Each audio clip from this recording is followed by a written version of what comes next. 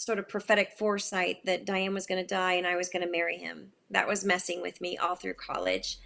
But also all of the seeds that he had sown about celibacy. Like, wake up and win. Wake up and win. Wake up and win. Wake up.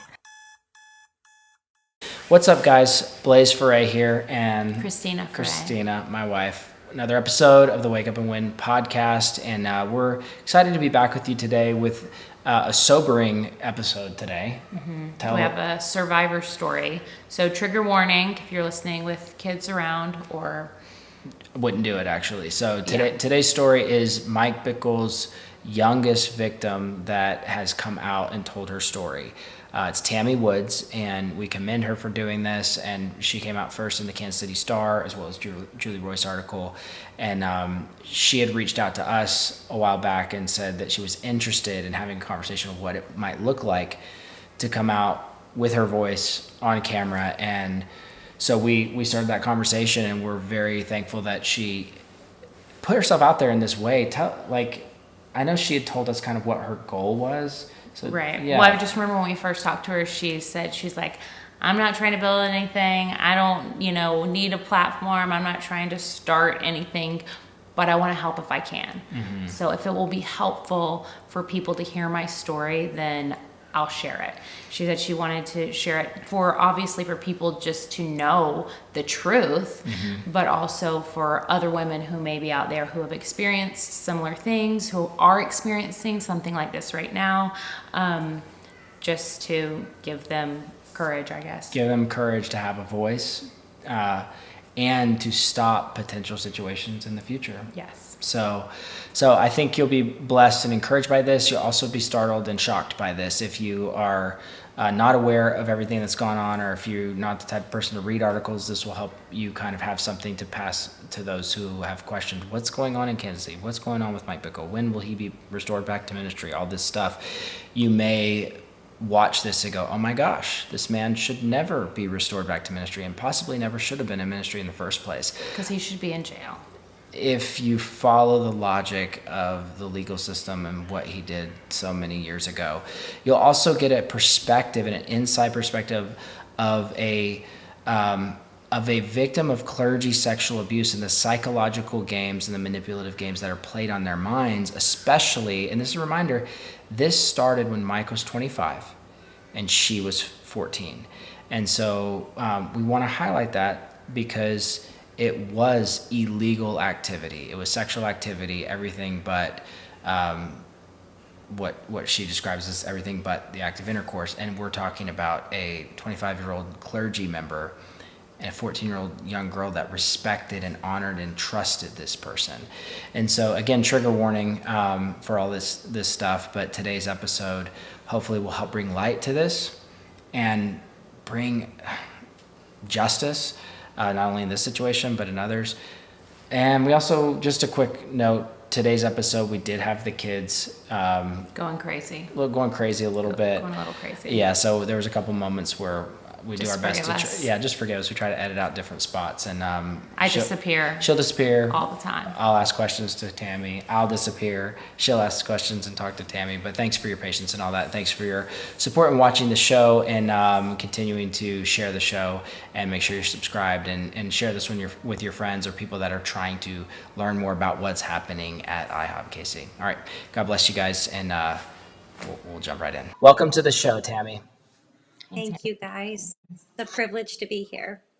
Well, we're very thankful to have you on. So I think, Christina, how would you like to kind of start with her story? What do you think? Well, I feel like there's still so many people who don't know your story. So I'm sure you've said it so many times, and it was in the KC Star and Julie Royce, but I feel like there's so many people that we've even encountered who haven't heard it yet. So I'd love for you to just start from the beginning, like how you got involved. Okay, so I guess we have to go back many decades here to the spring of 1980. I was in 8th grade at the time, 13, and my family started attending a new church that had just launched.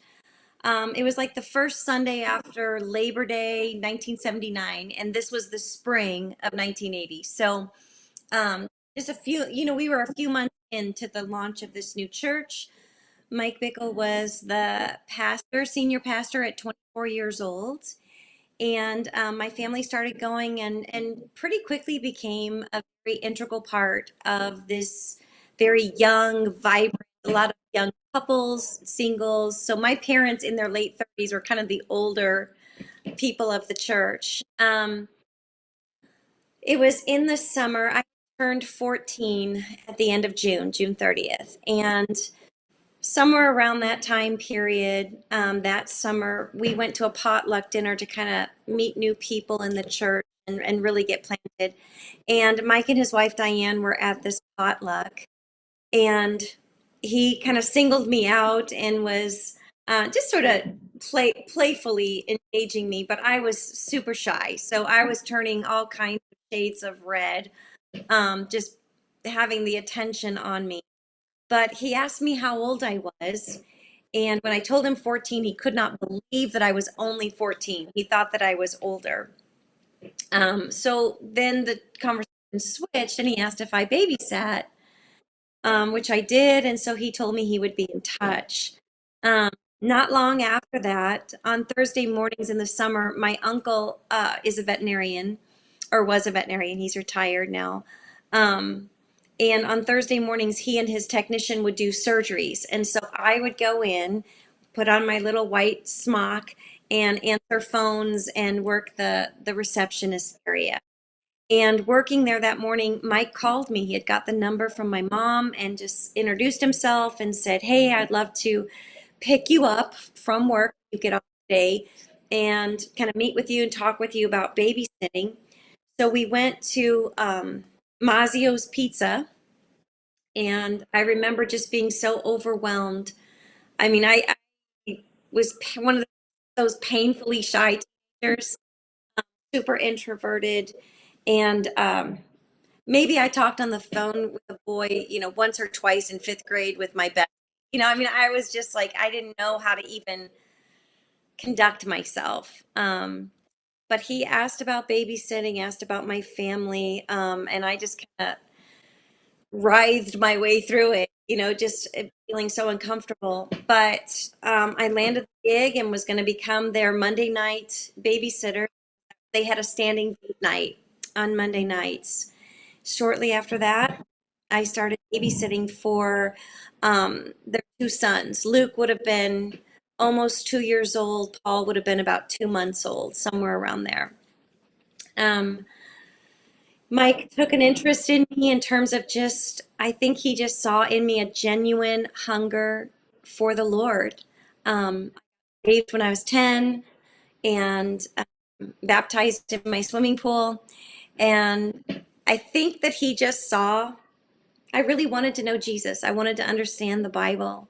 And so he began on the commutes to and from babysitting or whatever to talk to me about the Lord. He gave me books about contemplatives, monks and nuns of the Middle Ages who loved Jesus, David Brainerd, Jonathan Edwards, revivalists, missionaries, so forth.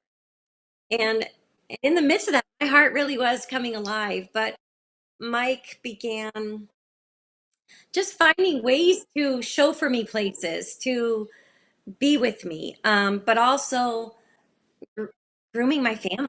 I mean, my family loved him. He was larger than life and charming, and we had a pool, and so all the church social events were at our pool, group, um, dinners. There was just a huge social swirl around church and specifically the Bickles. Um, let's see.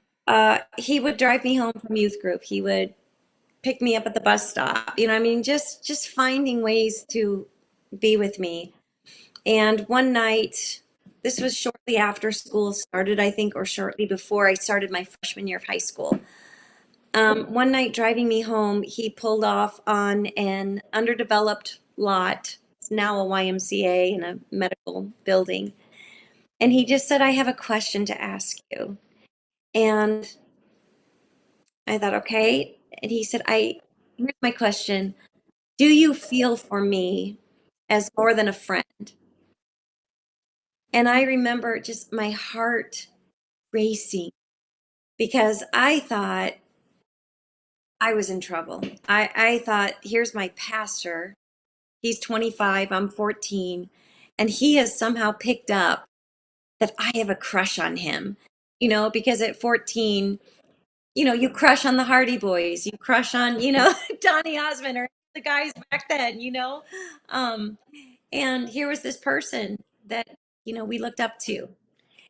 And I thought, I'm going to get in trouble. I'm going to get fired. I'm going to get rebuked, but I didn't want to lie. And so I just kind of nodded and braced for the rebuke.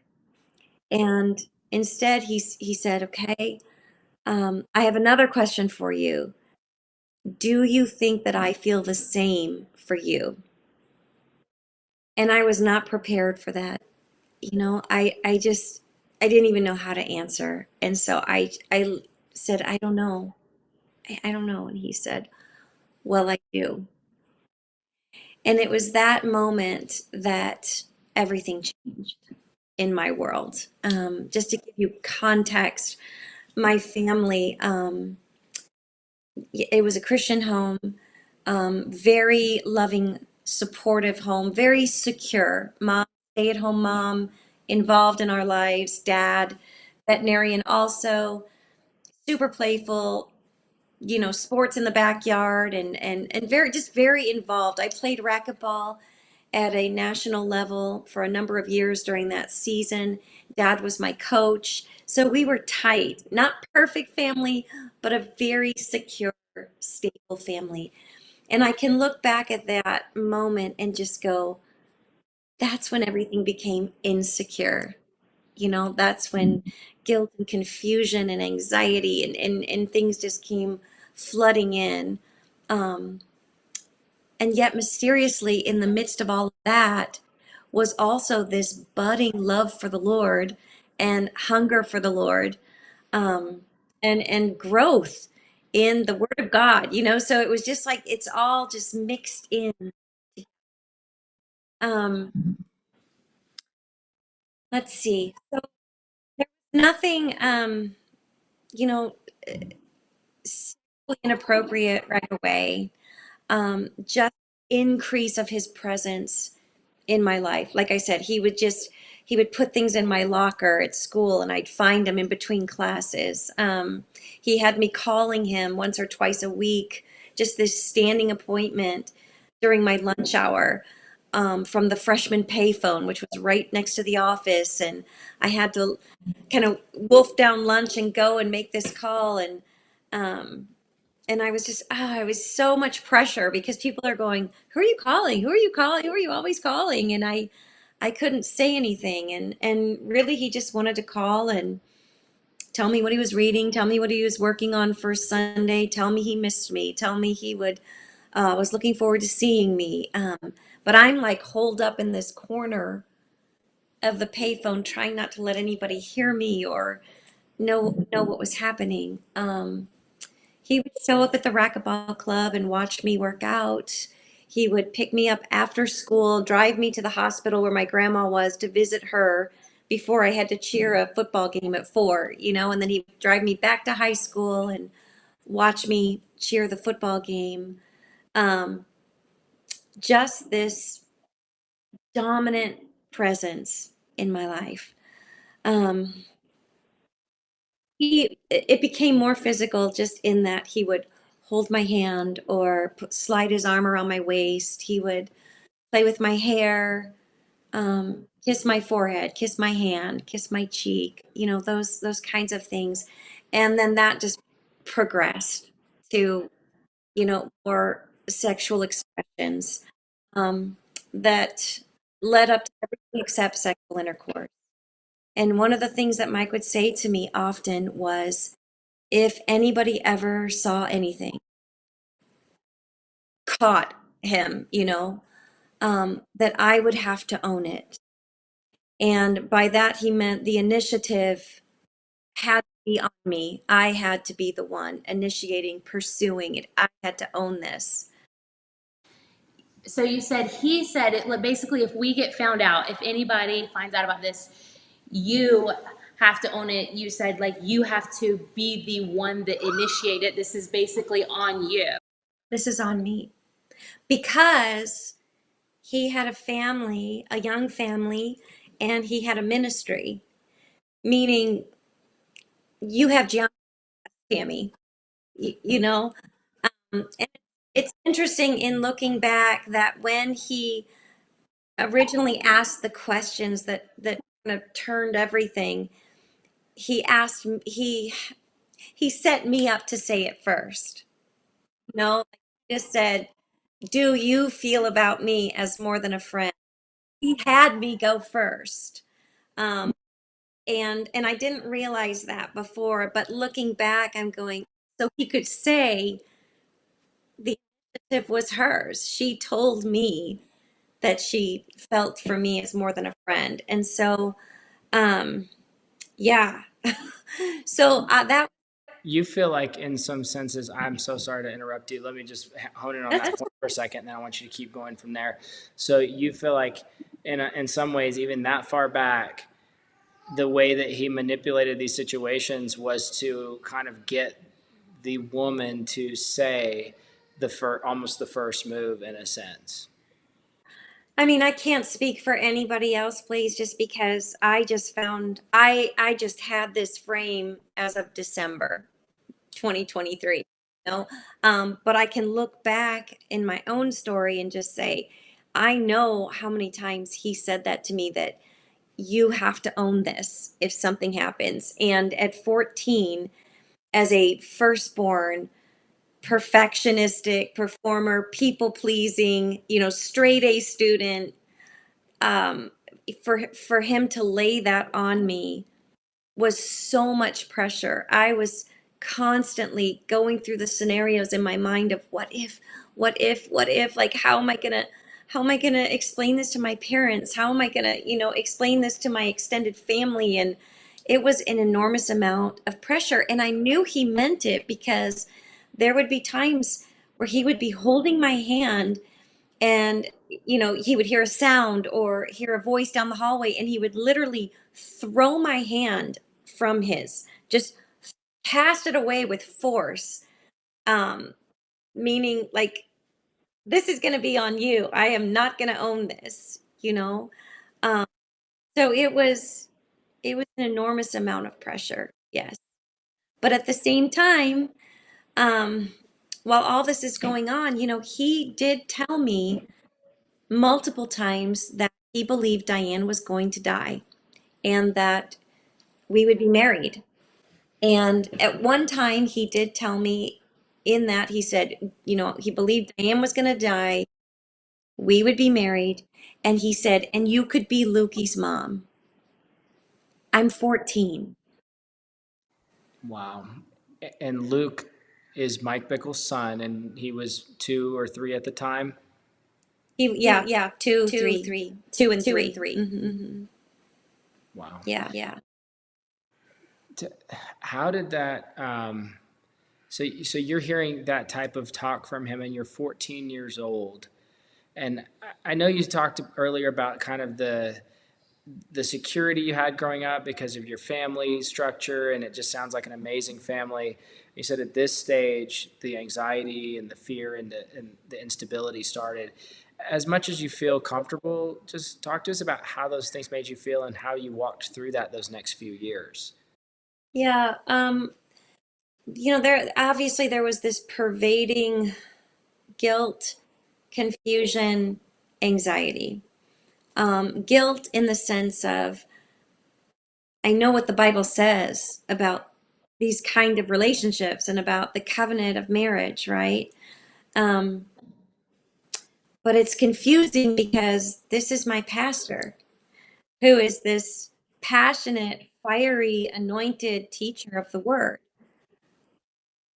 who also has this prophetic sort of foresight that he believes his wife is going to die and that he's going to be free to marry me. So does that prophetic foresight sort of allow for or nullify the premature expression of this relationship. These are the things where you're just like, how does this work?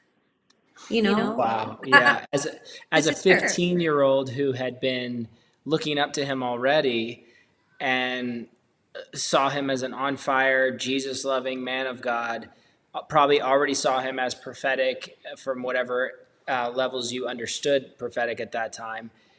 And so it makes so much sense that your mind's not even developed at that stage. So you're feeling like this guilt because he's always telling you to own this thing. And then Right. and then he's telling you that his wife's going to die. So you're like, okay, does he have this prophetic word that his wife's going to die? And so he believes that she's going to die and I'm the one for him. So am I the one for him now or just in the future? And you're 14, 15 years old. I mean, that's got to be mind bending and very damaging at that age.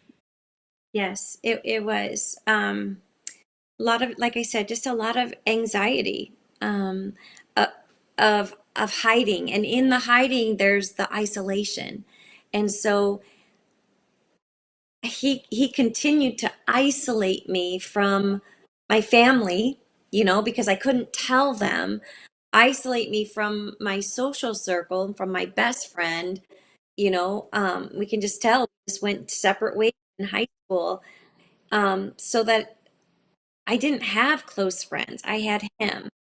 I wasn't, I quit racquetball in the midst of all of that. And that was kind of my bonding and camaraderie with my dad. I just became more and more isolated and quiet and, um, yeah, alone. Okay, so now fast forward a little bit, if you would, to the moment when he stopped the relationship, and what was your understanding of it at the time? And he stopped his pursuit and his abuse of you. Explain what you felt at the time, and then I also want to go through the next couple decades, as we kind of move to where we are today. So in 1983, they moved to Kansas City. That was my junior year of high school. And obviously, that put a lot of distance with things. I was devastated. I felt completely abandoned, and not just abandoned by him as a larger than life presence in my life, but, and he would say it over and over, you're a tool, you're a tool, you're a tool of God. And I guess it would have been better if he had said, you're a tool in the hand of the enemy. But you're a tool of God. You feel so responsible to the Lord. And because he had this assignment on the Lord using me to humble him, to prepare him to be a man of humility for the assignment before him.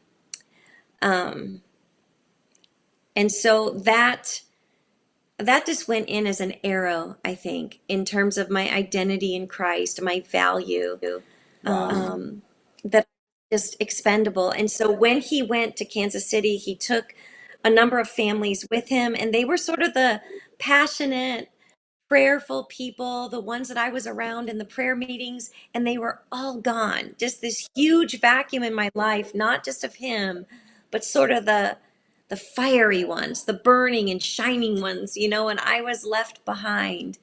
And I just felt so abandoned, Um, and so that whole year, I really don't even remember much of anything of my junior year, but I had been so isolated. I didn't have my friends. I had lost racquetball. I mean, I was just floundering and lost. But Mike had a plan. And his plan was that I would graduate from high school and move to Kansas City, get an apartment by myself, and be his personal secretary. Does that sound familiar? Wow. How did you find out about that plan? Yeah, oh, he told me. He was telling me this is what we're going to do. And I spoke up at 16 and just said, "Well, actually, I want to be an elementary school teacher. Like that's always been the dream of my heart since I was a little girl." I want to be a teacher and I've got to go to college for that. And college is not an option in my home. Dad said you're going to college. Um, and so he said, okay, okay. So he changed the plan a little bit. And he said, so you'll still move to Kansas City. You'll still get an apartment by yourself and you'll go to college, and part-time, you can be my personal secretary, but you're going to need to acquire some secretarial skills. And so going into my senior year, I was trying to figure out how can I fit secretarial skills into my schedule. And the only way that I could do that was to drop my beloved French class that my teacher had referred me to the foreign exchange program for. I excelled in French. I loved French. And but to fit it in, I had to take this 2-hour, year-long secretarial practice course that covered everything from shorthand, computer, typing, filing. And I dropped French to take this class so that I could, follow the plan. Which was just another, it's small, but it's just another thing that I lost that I loved, my not only my relationships and friendships, racquetball, but French class. I mean, it was just this stripping away, little by little. Um, so I took a secretarial practice class, and my parents put their foot down and just said, there is no way in hell you're going to live alone in an apartment at 18 years old. It's not happening. And thankfully, they intervened. And thankfully, the Lord intervened, and I ended up going away to college, private school in Tennessee, and where I met my husband. And um, otherwise, I pretty much would have followed the script that Jane Doe eventually fell into a, de- a decade or more later. Right. Wow. Wow. So that it's so enlightening to kind of hear how he would manipulate these situations, and thank God for your parents recognizing it there at that main point. So tell us now, if you would, as everything started to unfold at IHOP. Now, I guess before we get into that, I guess tell us from your view from far away, over the next 2 to 3 decades, what happened in your mind, in your heart? Obviously, you had things that you walked through in healing with the Lord, and then you saw Mike from afar. What was his contact with you? What was he saying to you? And just bring Yeah. us from there all the way to here, if you would. Yeah. So, okay. Let's see. In college years, I did see him on, when at Thanksgiving or whatever, they would come into St. Louis. So on occasion, I would see him in St. Louis if I was home and they were coming in town. That was always super hard, just really hard on my heart. Um, in 1987, the fall of 1987, I called him and told him that I was going to marry Jeff when I graduated college.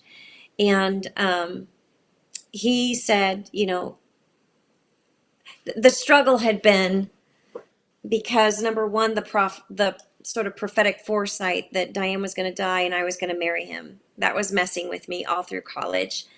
But also all of the seeds that he had sown about celibacy, like it was something higher, better, more spiritual, and he had given me all the books about the celibates, and so I had that wrestle in my heart, like, am I missing out?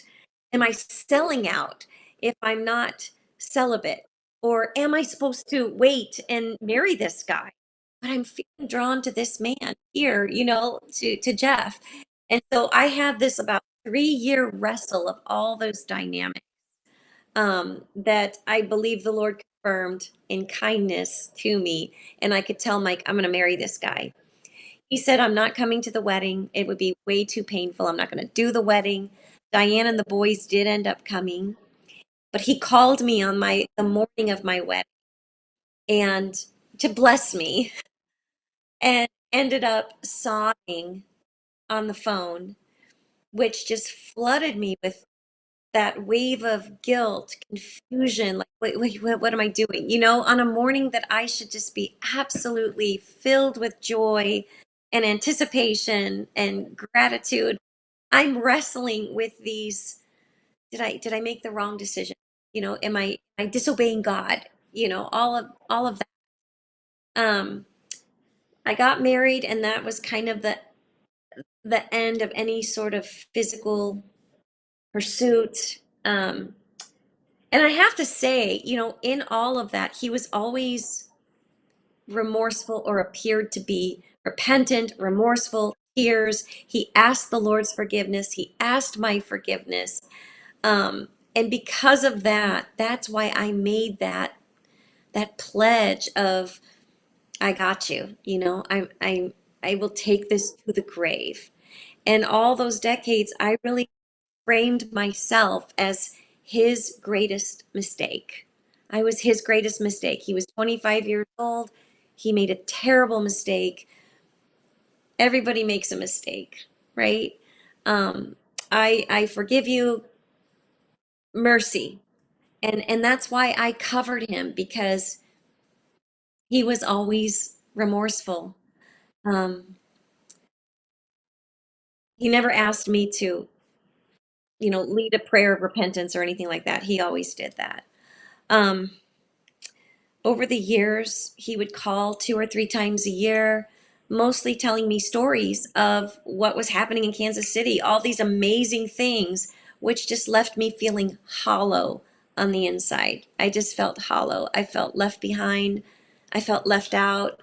I felt like I was missing out on everything that we had talked about in my teen years, you know, of how we wanted to live and what we wanted to be in God. And um, I remember being 8 months pregnant with our first baby, and I met him for lunch and at the Jack in the Box when he was in town, and he came with a copy of Charisma magazine with him on the cover and gave it to me.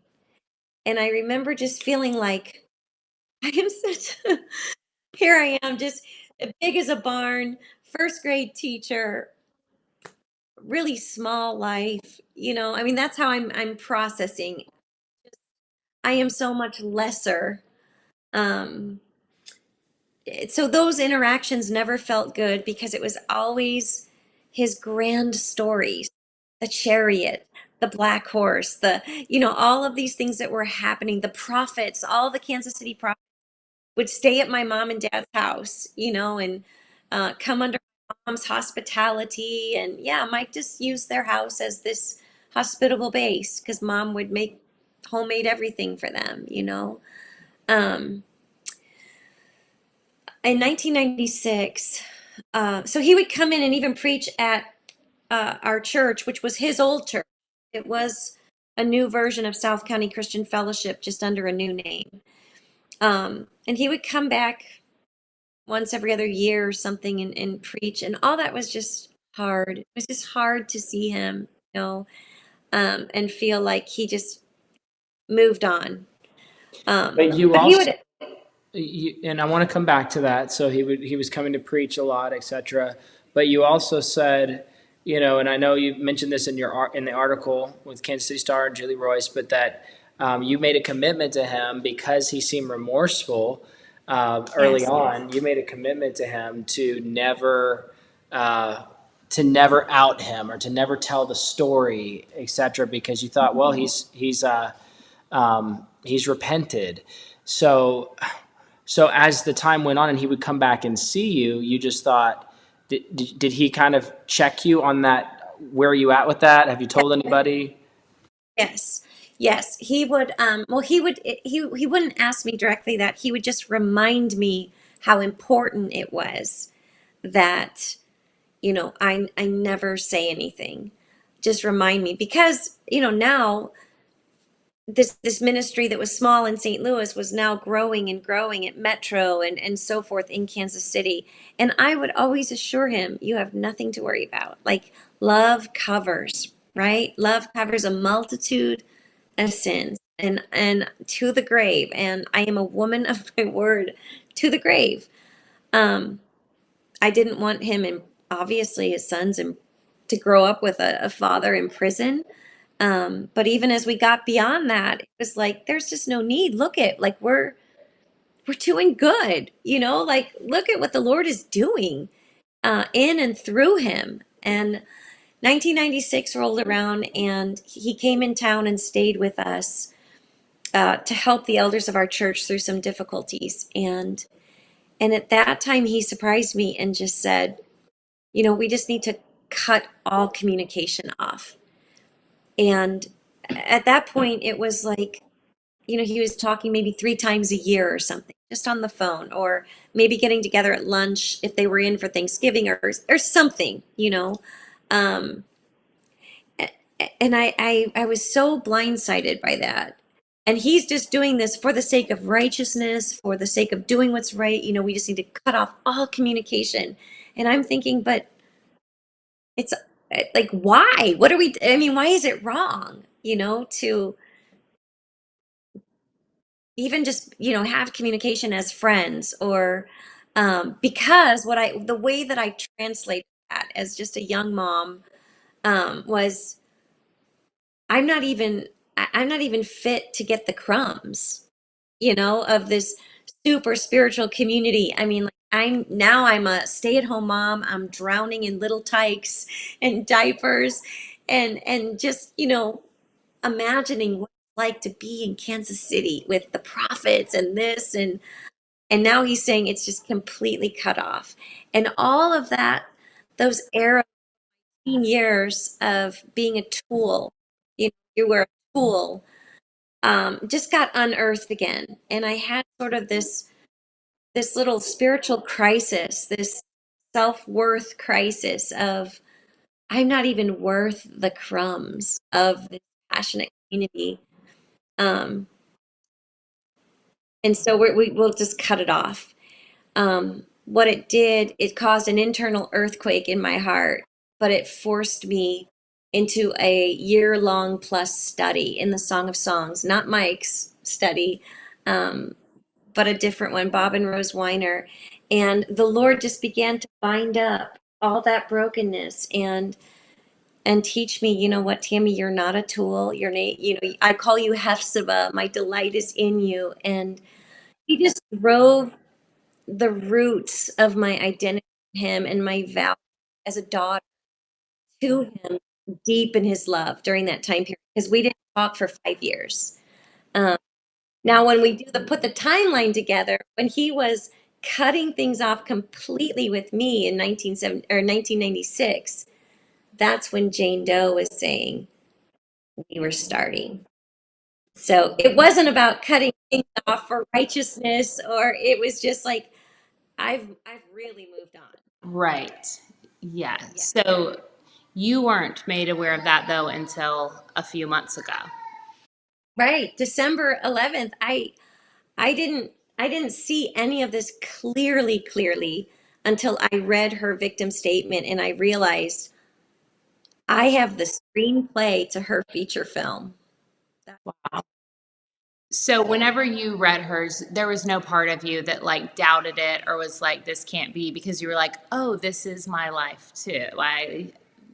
Yes. I mean, initially when all of this happened, my supervisor who was on staff in Kansas City, and mentored all of my teenage kids that I sent to camps there and so forth.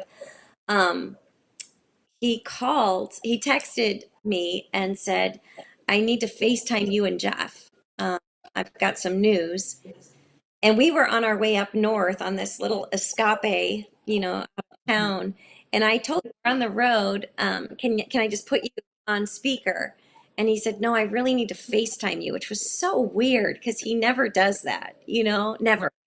And so I said, okay, we'll pull over. So we pulled over and we FaceTimed him, and he said, I just want to make you aware that there are some serious, credible allegations of sexual misconduct against Mike Bickle. And I mean, there was just no way, right? Now, looking back, I know why he wanted to FaceTime, because he wanted to watch my face. Right. He wanted to watch my response to that. But my response was sincere. I mean, I was like, no way. Mm-hmm. No way. And he kept saying that this is, I mean, it's credible. I didn't know what it was. I just thought it was another one of the IHOP dramas, that Mike would weather. These are attacks. Um, but I knew there was no way because I had a different frame altogether. I knew what he had been given from the Lord and from me, just this get out of jail, literally Mm-hmm. free card. And he would never, ever, ever squander that, and he was always so grateful and always and I thought, there's just no way. And then, so I texted him after we hung up, I texted Mike 3 question marks, question mark, question mark, question mark. And he responded right away and just said, there are some people saying some false things about me. And that was all I needed. I was like, yeah, sounds about right. Okay. We went on, had our escape, played up north and came back. And I realized I'm taking a pulse in my community here. My senior pastor, those from IHOP, they are really anti Mike. And I'm really irritated by it, where I'm just like, guys, this is like slanderous. This is gossip. I mean, it's Mike, you know? Mm-hmm. Um, and then I Mike started calling me and telling me a little bit. And yeah, there's some women that are making some claims. It's these outlandish claims. I may need to get a lawyer because some of my former friends are getting involved in this. I can't even believe it, what they're doing. I don't understand it. Um, but I may need to get a lawyer. You may get a call. Um, and I'm thinking, what? And he's like, they're trying to establish a pattern. Okay. And he said, if a lawyer calls you, you don't have to talk to anyone. You're not bound to a conversation.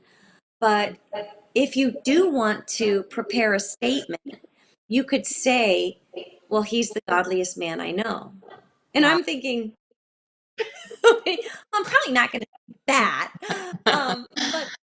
But I could say, he's had the greatest spiritual influence in my life. I could say that honestly. But things are becoming a little bit uneasy where I'm just like, what is going on? Um, and then more started coming out with Jane Doe, and Mike called and said, okay, so I want to tell you um, 5 bad things I did with her. Okay. But he goes into an hour-long discussion about the prophetic history and really hits her birthday and tying it all together to create some sort of prophetic foundation. And then he just rattles off 5 bad things he did with her. So strange. It's so strange. And so I said, okay. But in my mind, I'm still thinking, okay, so he made a mistake. I mean, this really isn't who he is. Maybe he's just more human, than the Mike that everybody thinks. So he made a mistake. All right. More is coming out, but I noticed that the phone calls are becoming more frequent. And he's sounding a little bit more manic in each conversation. Mm-hmm. And what he's doing really is he's just keeping a pulse on me to see where I am. I didn't know it until later, but I was Jane Doe 1 in the 50-page document. I didn't know that. As you're saying this, I'm literally putting together because Elizabeth Herder, on our interview with her, said, I don't know if you saw that one, but she said that you were Jane Doe 1. So, and then thinking back to knowing that they gave them that paper, Stuart took it to Mike, he sees you, he knows you're Jane Doe 1, he reaches out and like tries to get, oh, that's so crazy. That is so crazy. Keeping me close. Now, the thing about Stuart, too, is that, well, honestly, all of the former ELT team, they've all stayed at my house. They have all sat around my table. I have fed them all. They have slept in my guest bedrooms. I mean, all of them. Misty, Stuart, Dave, I mean, all of them, Alan. And Stuart was actually staying with us while he was getting his pilot hours. He just kind of used our base, and we would just kind of show up, and he had his own little room in our oldest son's bedroom in the basement and his own bathroom. And so Stuart never called me like to just say, "Hey, you're on the list. What's going on?" He asked Mike, "What about this?" Mike told him, "This is a decades long godly relationship." And Mike said, "Stuart, they just crossed me off Wow. without a conversation." And although at that time I probably would have covered him, but nobody had ever direct asked me anything. Um, I didn't know any of this. And so I'm becoming more and more uneasy because I'm hearing a very different Mike in my ear, one that's manic. And um, he sent me, I wish that I would have kept this one, but he sent me a document on all the different examples in the Bible where it was okay to lie. Rahab is the one that comes to mind, but there was another one, and they're highlighted. And he just said, "Somebody sent this to me," and he's showing it to me. Looking back, I'm like, I think he wanted me to lie. You know, I should have When screenshot was that one, but I this, didn't. Tammy, that he sent you that? This was in the fall, in kind of somewhere back in the fall, November Okay. maybe, as things are kind of ramping up. Um, and then the next one would come out, and he's like, "Oh, okay, so yeah, there was this worship leader. Everybody knows her. It was just crazy. I kissed her in 2003, um, 2 times for more than 10 seconds. She made me promise not to say her name." And I'm like, okay. And that's when I'm like, he's lying. I mean, there's some lies going on here. Um, and I'm starting to kind of backpedal a little bit, right? December 11th, I read Jane Doe's victim statement.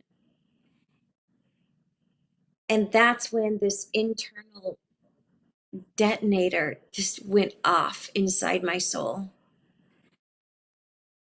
And I realized I was masterfully duped, treacherously played from the time I was a little girl all the way to yesterday. Wow. You know, I mean, just horrifically conned.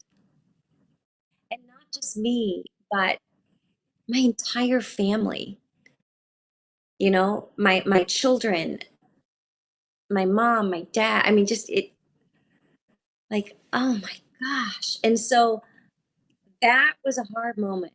That was a suddenly being thrown into reframing 43 years, of what I perceived was victory and, redemption.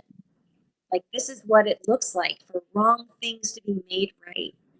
This is what beauty from ashes looks like. That's what I'm thinking in my heart. Like, we made it.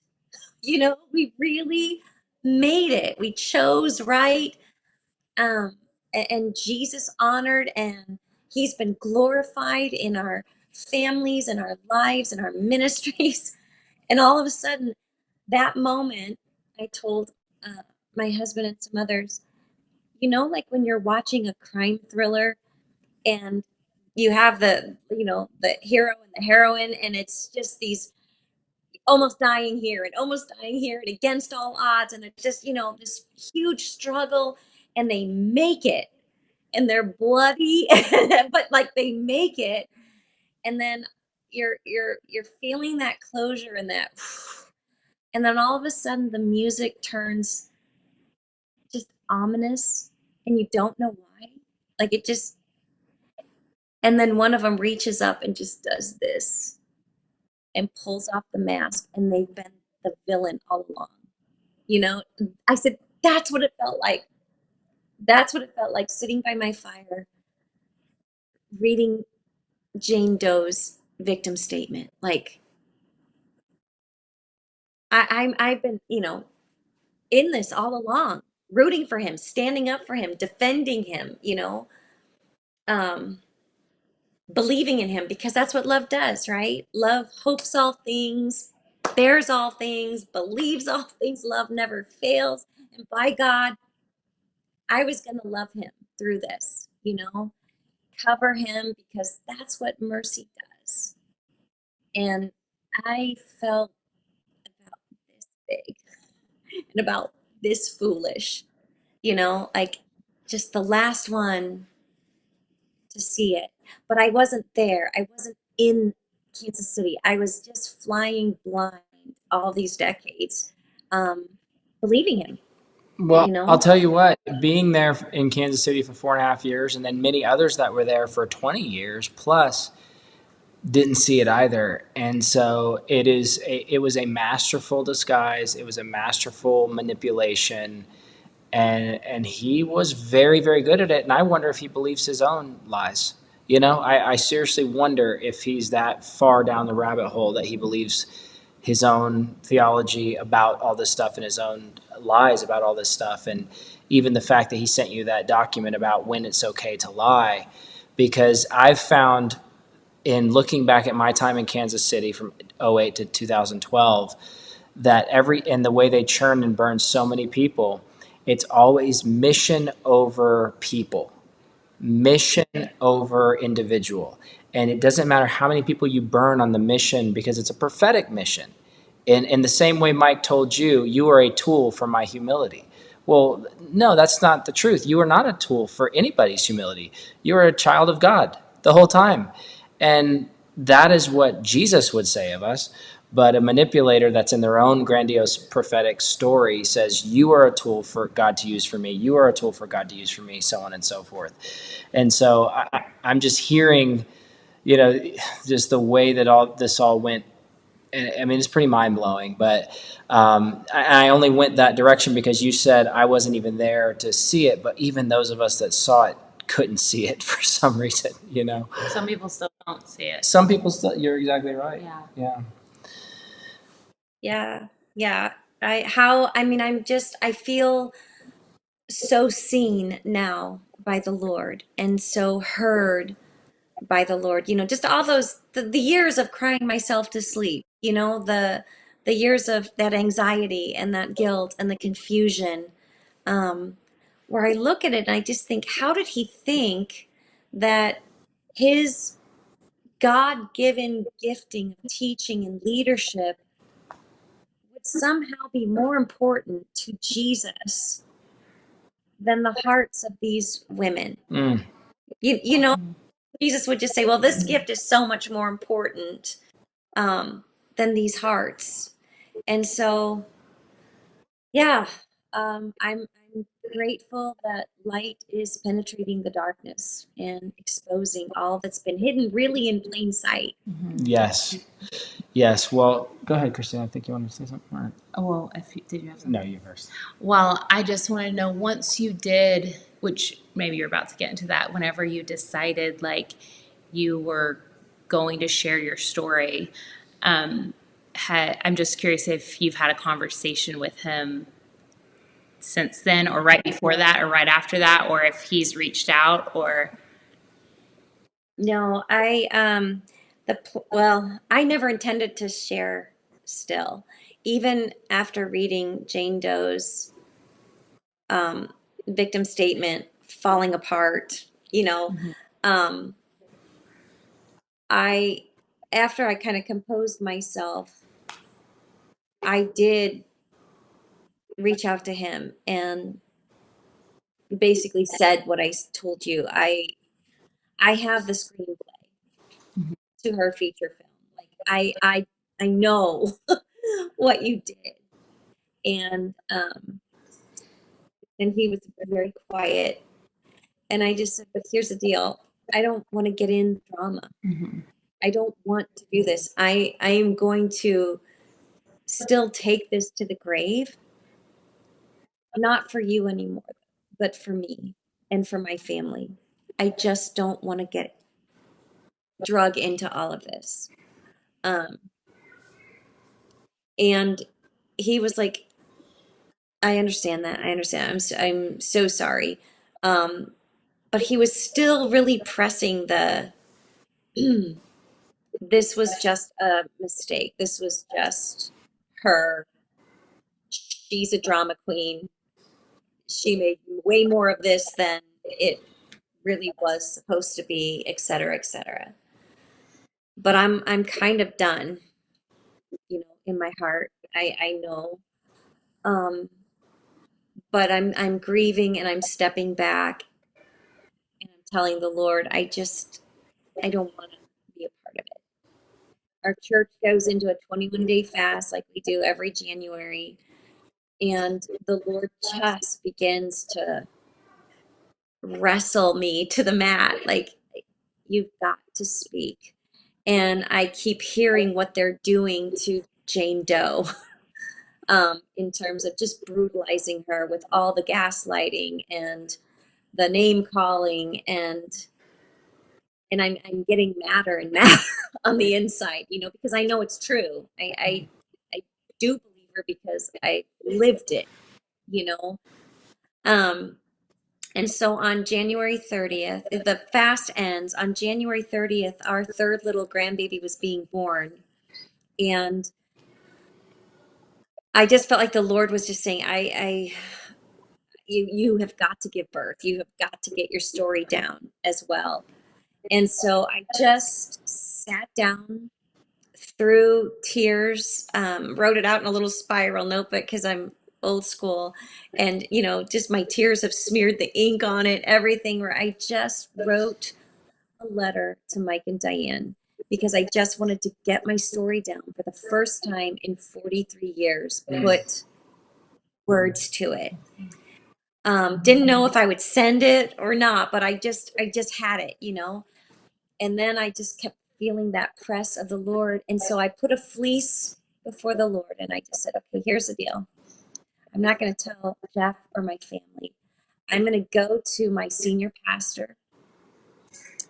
I'm going to let him read this letter because he's already, so he's tried and hung Mike in his heart, I'm going to go to him.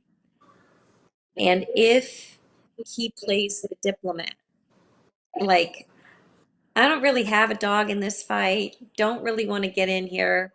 I just want to be neutral. We'll pray for you, but we're not really going to get involved. Because I knew that there had been some pulls on him to sort of give counsel and to mediate and, help the advocacy group. And he really didn't want to get involved in any of that. So I kind of knew that. And I thought, if he is a diplomat, I'm not going to do it.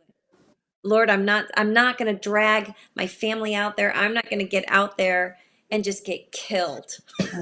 If there's no spiritual covering. But if they take a big umbrella and just put it up over us, I will jump through whatever hoops you set for me. And so I drove over to their house, sat down with he and his wife, gave them my letter because I just said, I can't speak this yet, but I'll give you this and we'll go from there. And they read it with tears, with hugs. And one of the last things that he said to me was, Tammy, if anyone tries to come at you, they have to come through me first. And I felt heaven just squeeze my shoulder like, I've got you. And I've got those who are going to walk beside you and carry a big stick, So I came right home. I told my husband, I told my kids. And then my senior pastor just said, and now I'm going to arrange a phone call with Blaise. And that just expedited everything. Where Boz was great. One of the things is you lose your voice in something like this, and he was just so great about not taking control and telling me what we were going to do. And his first question was, well, what do you want to do? What do you see happening? And I said, I don't know, maybe I give my letter to my pastor and to Dr. Brown, and they give it to the Bickles. I don't know. And he was very polite, and he just said, okay, now I'm going to tell you why that's not going to work. And he just went on to profile Mike just so perfectly, and just said, with a narcissist like this, with a mastermind like this, who is 3 steps ahead, you need 2 things: the element of surprise, and you need to go big, because they have to control the narrative.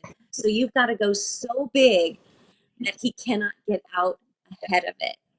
And that's when I started having an anxiety attack, I can imagine. kept dropping the phone to the floor and leaning over, where I'm FaceTiming him with my head on my knees going, I'm sorry, Boz, I feel like I'm going to faint.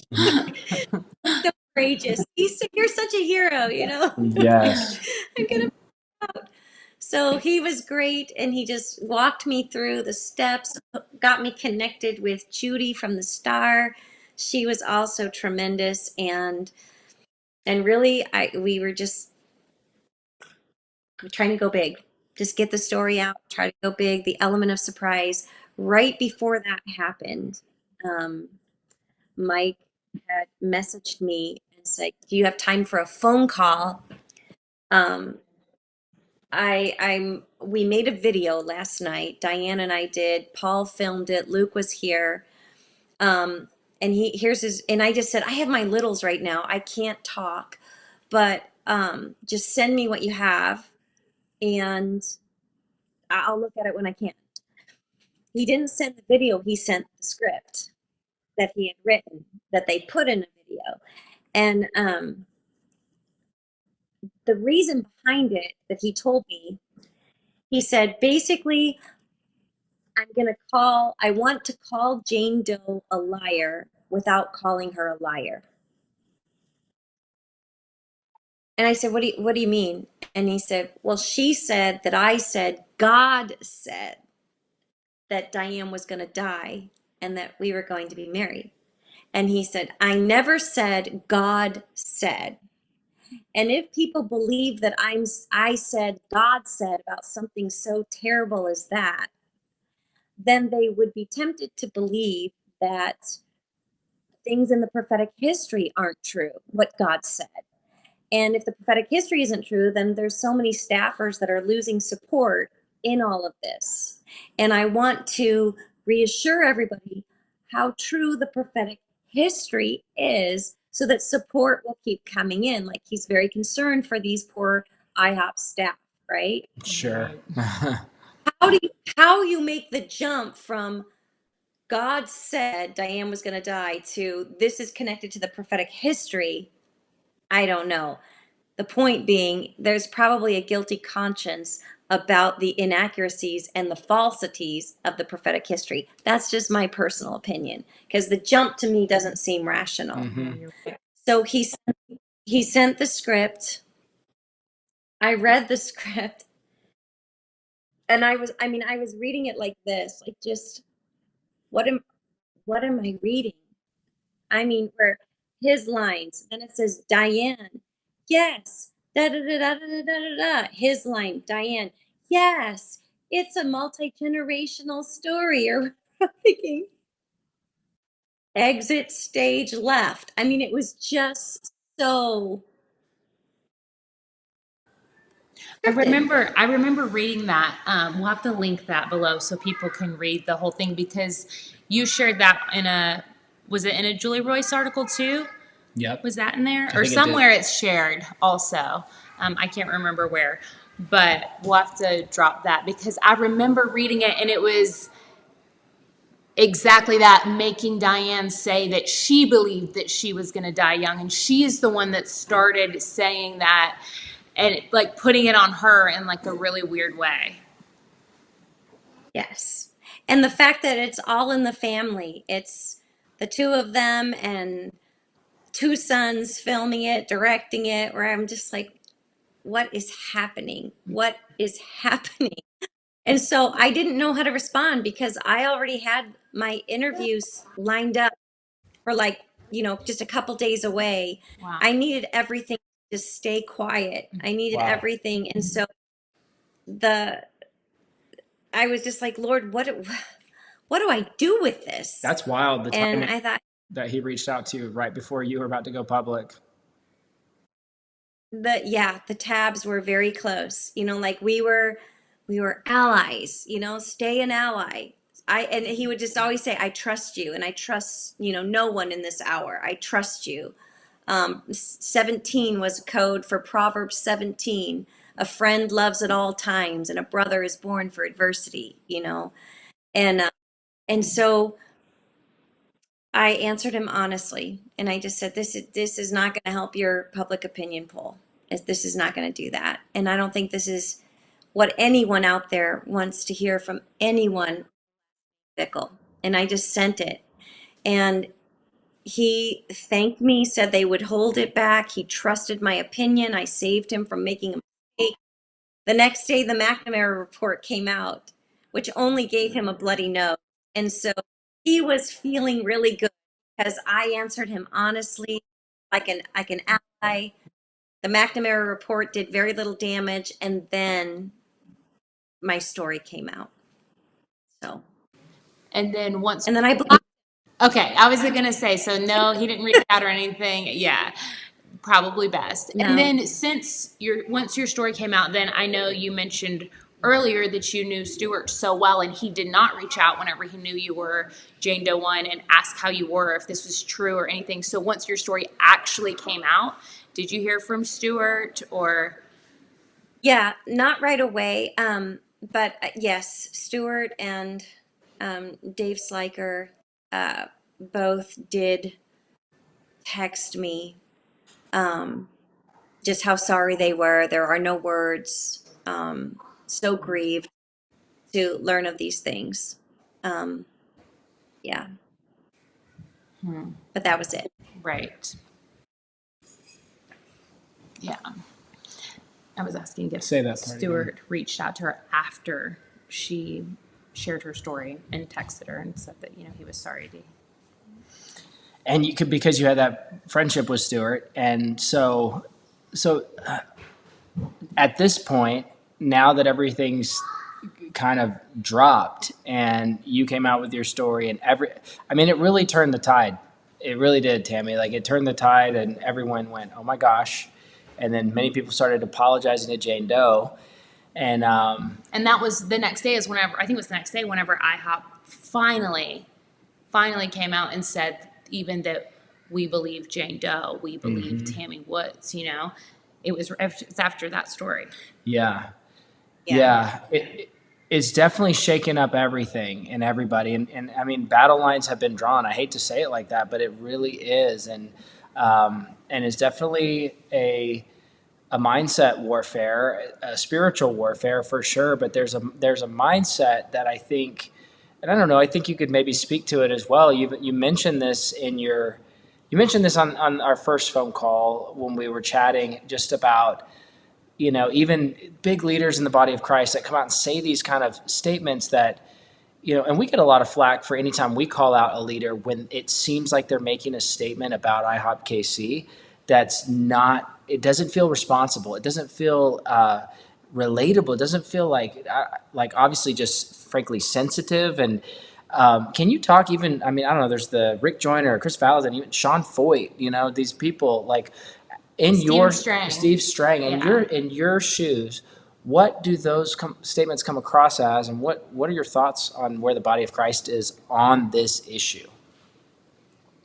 Yeah, I've heard them all now and read their statements and stuff, and I'll just say honestly, it lands like a dart right in the heart, like indifference. It lands like that boys club, um, you know, locker room. Yeah, it's tone deaf as far as I'm concerned. It's part of the systemic dysfunction in the church. Um, Men that just will not hear um, what happened. I watched the, Let There Be Light today and felt it again, just that tone deaf. Well, that's just Mike, that's just Mike. And we love Mike and we're about restoration and forgiveness. And this isn't about forgiveness. This really isn't. This is about justice. It's about accountability. It's about making the wrong things right. And the church just really hasn't been good at that, hasn't been good at hearing, hasn't been good at listening, hasn't been good at changes. Um, we apologize when we get caught, and then we don't change anything. Um, so we have a long way to go. I think the world is ahead of us in this. Um,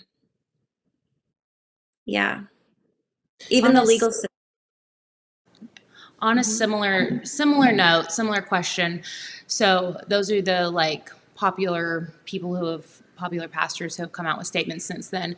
And I know you had a different perspective when all of this first came out, but now looking back at the way it was handled, whenever you know now that they had that document and they knew you were Jane Doe 1 and they knew who Jane Doe was and they knew who these women were, and the way the ELT got on stage and handled it, and the way they hired a crisis manager like Eric Voles, and the way they had Chris Reed come in there and preach about don't look back or else you'll turn into a pillar of salt, and the way they had Dr. Michael Brown come up there and tell people not to gossip, don't say, like, looking back on all of this now, like what do you think about the way they handled it all?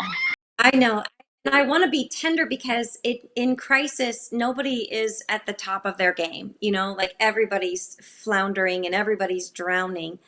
Um, but at the same time, even though your first response may not be your best and most responsible response, there's enough time that has gone by where you recover and you say, wow, I fumbled the first one, but now going forward, I'm going to be deliberate. I'm going to be intentional. I'm going to be responsible. I'm going to be accountable.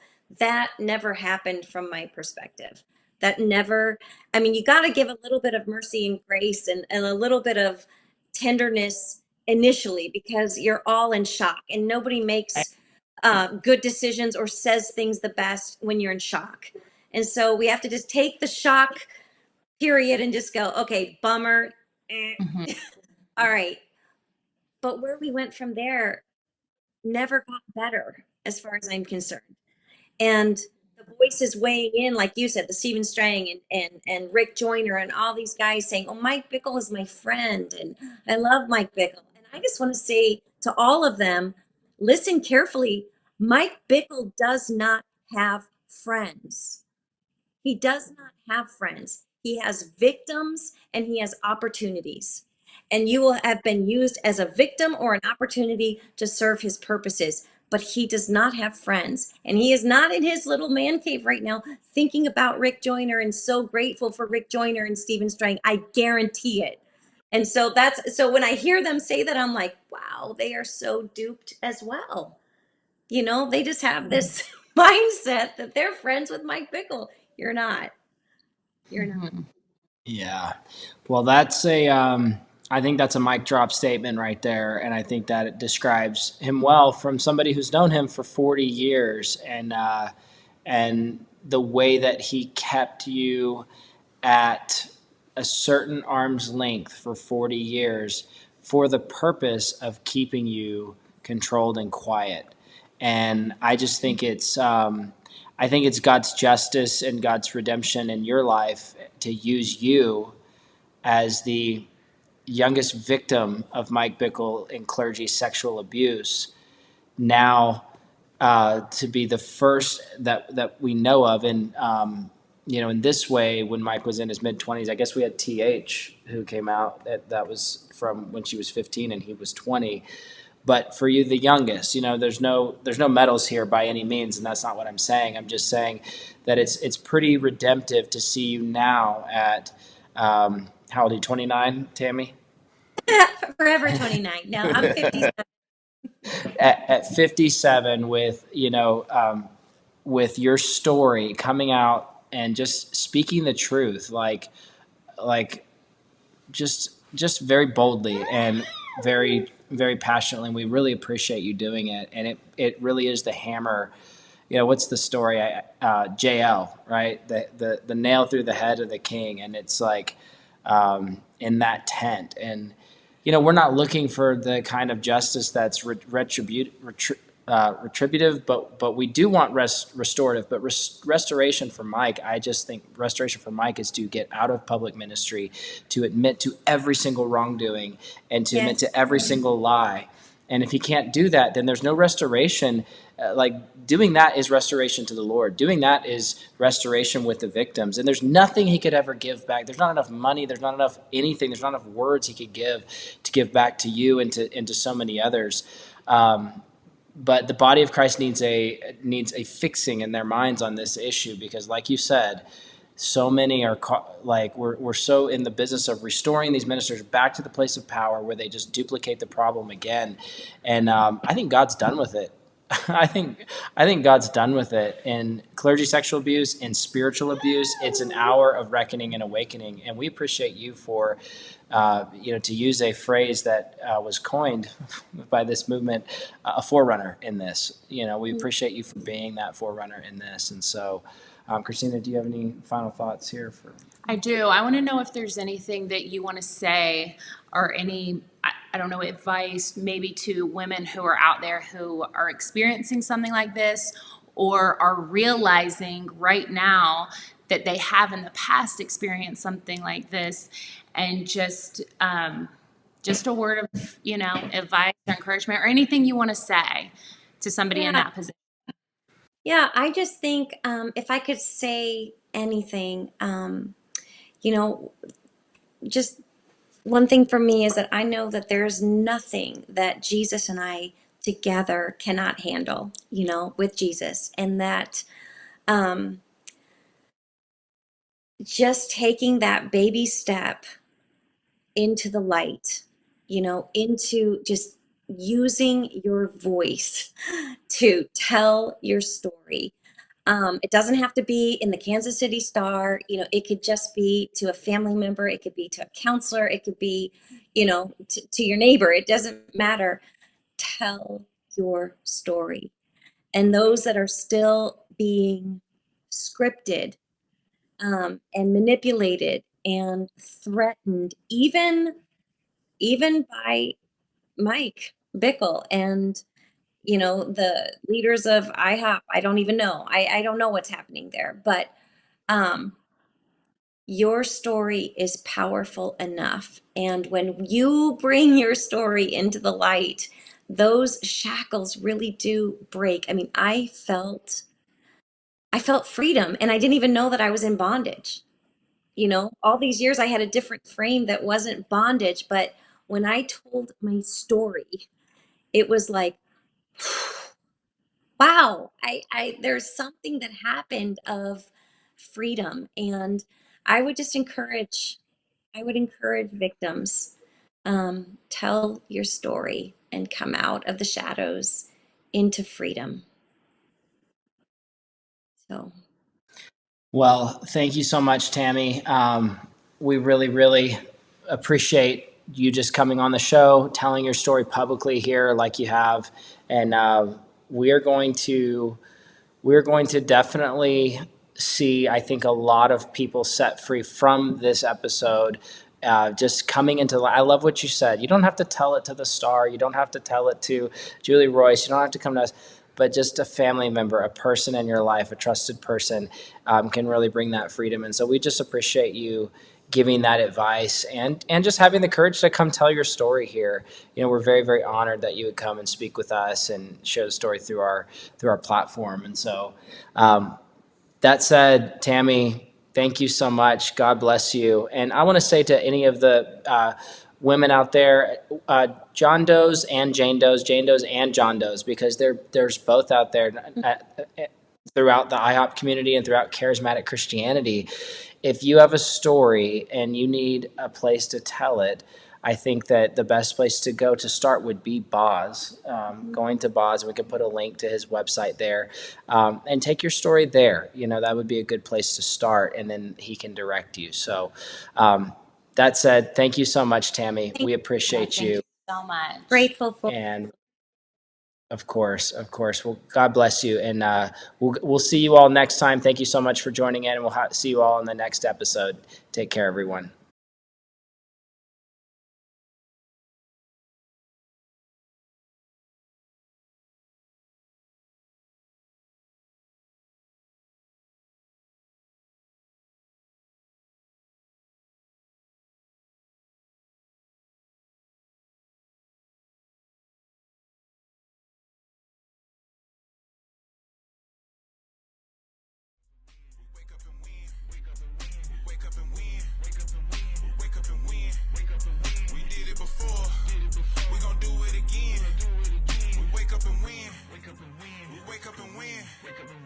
Wake up and win.